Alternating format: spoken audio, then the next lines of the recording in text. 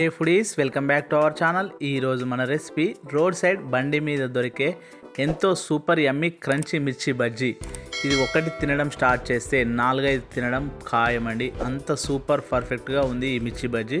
Let's start. ముందుగా ఉండలేని 1 cup శనగపిండి, ఇందులో సరిపడనంత ఉప్పు, ఒక చిటికెడు సోడా వేసుకోవాలి మరియు ఒక 1/2 టేబుల్ స్పూన్ వాము వేసుకోవాలి. వాము వలన రుచి వేరే లెవెల్గా ఉంటుంది.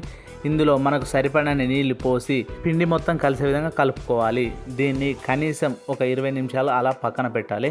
ఇప్పుడు ఒక చిన్న నిమ్మకాయ సైజ్ అంతా చింతపండుని బాగా పిసికి ఇక్కడ చూపిస్తున్న విధంగా గుజ్జును తీసుకోవాలి.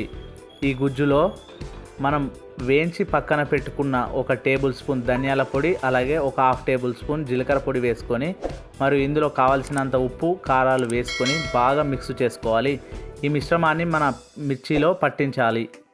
మన మిరపకాయల బజ్జీల కోసం మిర్చీలు ఈ సైజులో ఉండాలి. ఈ సైజులో తీసుకుంటేనే మన మిర్చి పర్ఫెక్ట్గా వస్తుంది. ఇప్పుడు ఈ మిర్చిని ఇక్కడ చూపిస్తున్న విధంగా పొడవు నుంచి కింది వరకు చీల్చాలి.